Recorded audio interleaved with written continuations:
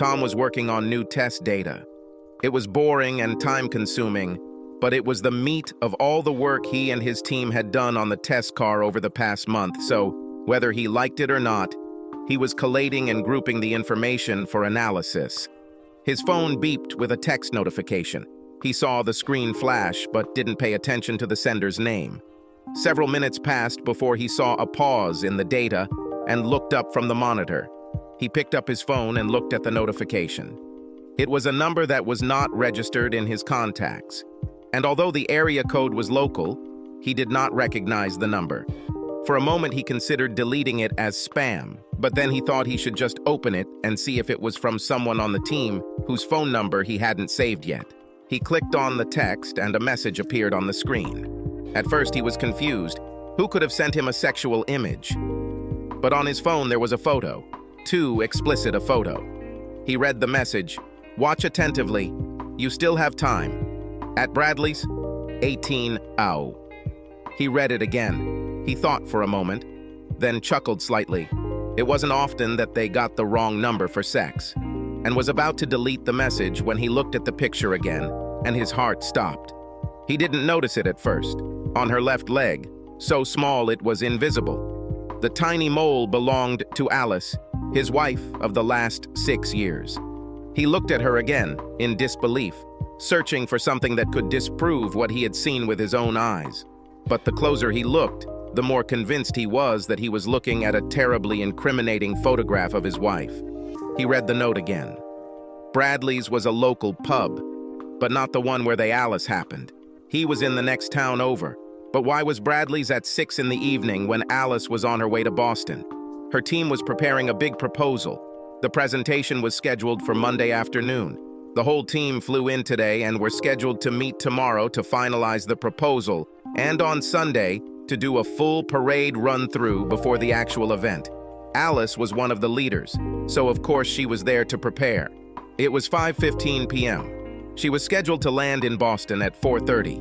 She usually called when she landed, but it was reasonable to assume that she was busy gathering the team and all their equipment and heading to the hotel. He thought about calling, but decided to answer the message first. Nothing original, but quite expected. "Who is this? Where did you get this photo from? Should I meet you at Bradley's?" He began to pack his things for the day. He decided he would go to Bradley's. He was going to get an answer, one way or another. He wrote Alice a message. "How did the flight go? I'm going to have something to eat. Call me when you're free." He was going to keep a low profile and try to figure out what was happening.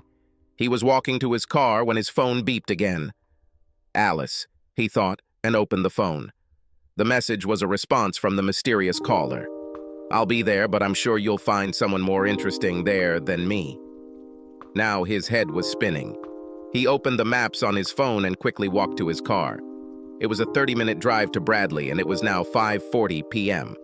He will get there shortly after 18 de Ware.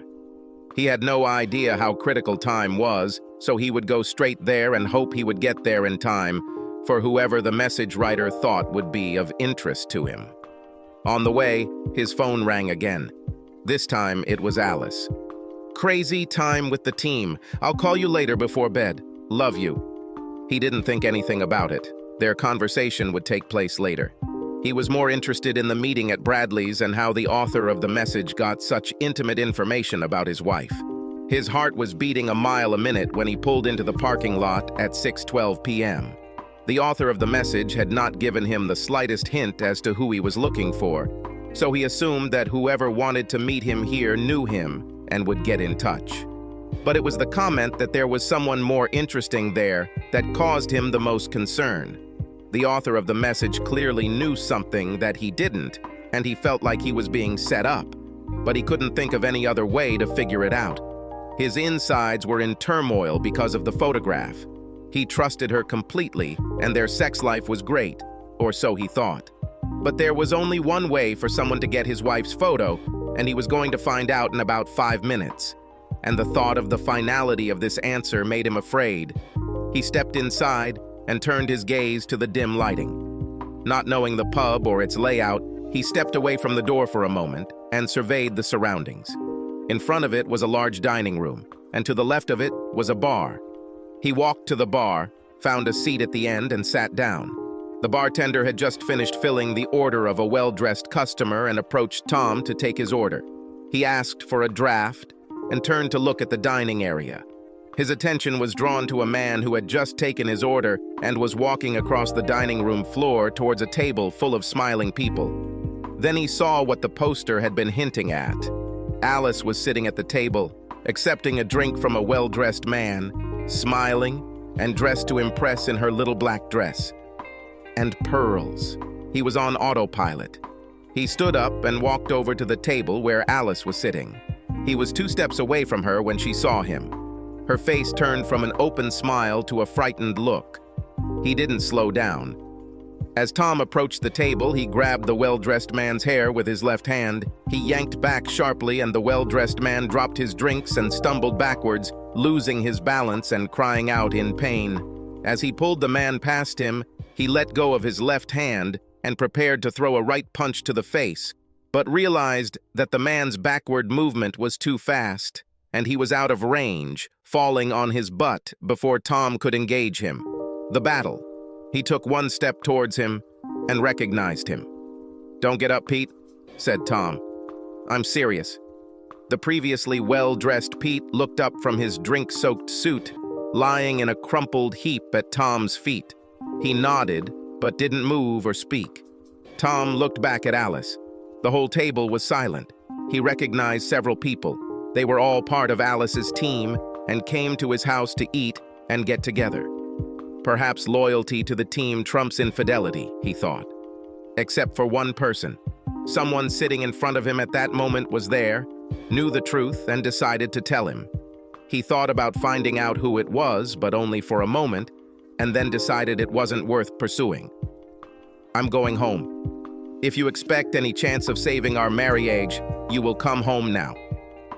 She nodded and started to rise, but he raised his hand. "Better give me a minute to leave." Before he turned to leave, he looked at Betty Wilson sitting next to Bob Thornton. "Betty, Bill thinks you're in Boston too." "Bob, is this what Hannah thinks?" They lowered their eyes. They could not meet his gaze, much less answer his question. Is the whole team really sleeping with each other? He thought. Unfortunately, he knew that at least one of them was. The journey home was automatic. He seemed surprised to find himself in his driveway without even realizing it. He entered the house, took a beer from the refrigerator, and sat down in the living room. He knew Bill Wilson and Hannah Thornton. He didn't recognize the other 2 couples. There were 4 couples in total. He debated whether to call Bob or Hannah. He realized that he didn't want to talk and didn't know much, but at the same time, Betty and Bob were lying and assessing the situation. He decided to write to them. He quickly sent a note to both of them. Just found out from Alice who the team's travel plans appear to have changed. Better call for news.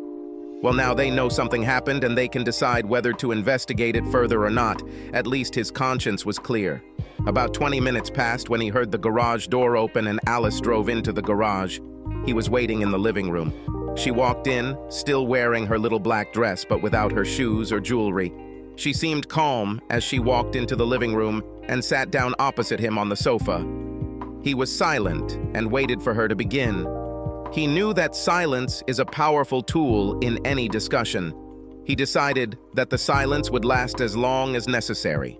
It didn't take long. Alice seemed ready to explode. "It's not what you think," she began. He raised his hand to silence her. "You have absolutely no idea what I think about what I saw this evening," Tom replied. "I don't need much backstory. We are both engineers. I think you know as well as I that there is no real or objective answer to any question, why. This is simply a rationale to mitigate poor results. So I won't even ask, why. Let's start with something simpler. How much time? How many? How often? Do our friends know, other than the other traders at the table? Am I known as your cuckold among your work colleagues and our friends?" "No, Tom. It's not like that at all," said Alice. "We're a team. Our travel plans were disrupted, and instead of returning home and hitting the road again tomorrow, Pete suggested we just stay in town and rest before the start. I didn't see the whole team there," Where was everyone else? Tom asked.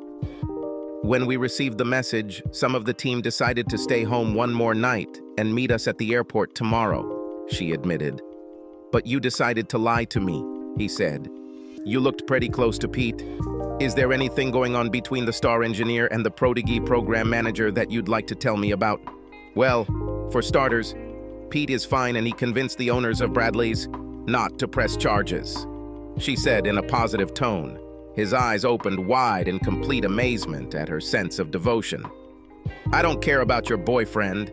If that idiot hadn't tripped over his own feet, I would have broken his nose. By the way, the jury is still out, Tom said. Let him press charges. I've already spent a night in jail. It doesn't scare me. Agree, this will be convincing evidence, he said with a half smile. Do you love him? Alice fell silent for a moment. He could tell she was gathering her thoughts. Yes, silence was indeed a powerful tool, and his mind was working overtime to fill the space left by her silence in the conversation. Again, it doesn't look like things will end well. He's not my boyfriend. Absolutely nothing happens. Yes, I should have told you about the travel plans, but it seemed such a small thing. Whether I was in the city or in Boston, it didn't matter. You weren't expecting me, and I was still committed to the team. All we did was eat dinner before heading to our rooms. There was no reason for you to act the way you did. He just brought drinks. You completely embarrassed me in front of my team. Now, she was in full bluff mode, trying to see if she could bluff and turn up her nose. He opened his phone, called up a message, and slid the phone towards her across the coffee table. From the expression on her face, he knew that she remembered the photo and the circumstances, and he realized that it was impossible to deny it. She started again, this time without further ado. He picked up his phone from the table, launched the voice recording app, and put the phone in his shirt pocket. Tom, our team, she searched for a word. Very close-knit in many ways. Most of us. Then she continued. We have a small group that meets regularly. Bradley had them all. We were the ones who bore the bulk of the worries in preparing the proposal. You know how much time I spent preparing our proposal. I don't know how it started. It was sometime after Pete took over as Prime Minister. We worked closely together and I was attracted to him, and it just happened. Alice said. No whys, he reminded her. Sex doesn't just happen. First, you need to take off your clothes. There are a lot of conscious decisions. We both know that, so don't insult me, please. So, almost 6 months, he answered one of his questions. That's when Pete signed the contract, right? She nodded. Team, he began again. All of you. He let the thought go without giving it a name. I mean, are you all together? She nodded again. Yes. Pete said it was good for building trust and team dynamics. Is this what he said to convince you all to start a sex team in the company? Now you're being rude. It's much more than that. I feel so connected to Pete and my team, more than ever before. Alice's bravado was making itself felt again. He had a bad feeling that nothing good would come of this. Unfortunately, you will be able to see some personnel changes in your team, Tom said. What did you do? Alice gasped. Tom, if you tell anyone else, it will ruin even more lives. Let them decide for themselves. We must accept it. Alice, you should know that I cannot be an accomplice with my silence. I like Bob and Hannah. In fact, I like them a lot better than Betty and Bill now, he added. I wrote to them that my travel plans seem to have changed. How your friends answer their spouses and how their spouses accept these answers depends only on them. I can sleep peacefully with my decision. Tom, we have the most productive team in the history of Cramerica Inc. She almost shouted at me. And you benefited too, mister. Just because we had team planning meetings on Wednesdays doesn't mean you missed out. I never turned you off. You always had access to me whenever you needed. So, I was having fun with my team a little earlier, and you never knew. That photo you showed me, do you want to know about it? Now she was mocking him. So now just because you know, and just because your poor ego is hurt, you want to trivialize everything that me and my team have achieved. Alice hissed. She got angrier and angrier. It turned me on. Tom felt his heart rate increase as Alice continued to defend her team's driving force, and he also grew angrier. For a moment, during the ride home from the Bradleys, he thought that if this was just one time with Pete, then maybe he could forgive her. This thought has long since died a bloody but quick death. He didn't need to hear anything more. He didn't want to hear anything more, but she continued. "No, sir. We won't let you get away with it. You should text Bob and Hannah back and let them know you heard from me and we're stuck in Atlanta but have flights booked for the morning. This is the story that Betty and Bill are going to use, and you are going to support them. So help me," she shouted. "There are tens of millions worth on this deal, and your grievances don't mean a damn thing. Send a message, and then we'll talk about what we should do next." "What next?" Tom shouted. "There will be no further. Are you going? Now. You, your sick team, and your leader, Pete, can continue as you wish. We're done. I'll find a lawyer this week and sort everything out. It's a simple 50-50 split. You keep your pension, I keep mine," Tom said. "Leave. You have reservations in the city. Use them. Go to Boston and get another amazing win for you and your team." "Tom, please send these messages," Alice said in a much softer tone, pleading with me. "If we lose Betty or Bill before the presentation, the company could lose millions. You and we could lose tens, maybe hundreds of thousands in commissions and bonuses. Just think where we could go with this money. Just you and me. Forget about this misunderstanding. Please, Tom, don't let some unfounded fears about casual sex get in the way. Pete says I'm on the fast track to CEO status. I just need to keep doing what we're doing for a few more years. Don't you want this for me? For you?" she asked. "Alice, just go away." He barely had time to speak when he was hit hard in the back, and the wind knocked all the strength out of him as he continued to lie on the floor with a knee in his back. "Don't hurt him," Alice said. "Too much," she added. "So the jury is still out on the fact that my nose was broken, huh?" Pete said, leaning down and placing his face next to mine as I lay pinned to the floor.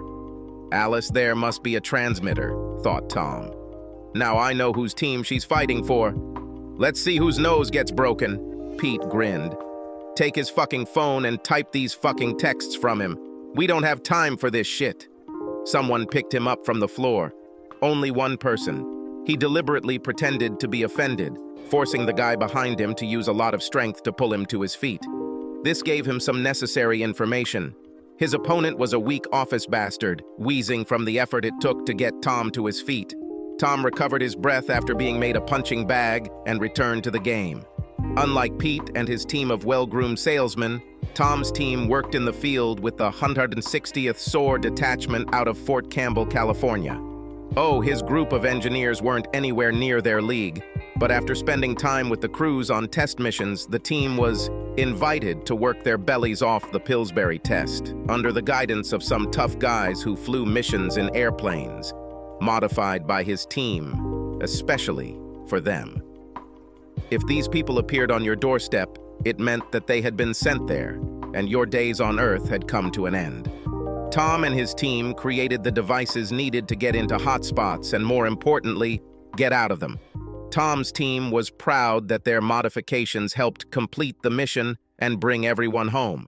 The guys from 160 and their scary passengers were very appreciative of the hard work Tom's crew put into making their equipment work, and the scariest guy in the group was Staff Sergeant Troy Baker. He was well known to those who lived in his world. Everyone, from tramps to coronels, showed him the respect he earned by accompanying his men on missions around the world. He was well known for never leaving anyone behind. This reputation was cemented forever during the mission to Colombia. Staff Sergeant Baker told the young lieutenant platoon leader to stay close. It was the lieutenant's first mission, and Staff Sergeant Baker thought he was doing well for a newbie when FARC rebels opened fire and ambushed their team. They were able to fight them off, but then he looked back and saw the lieutenant lying on the ground, bleeding from a head wound.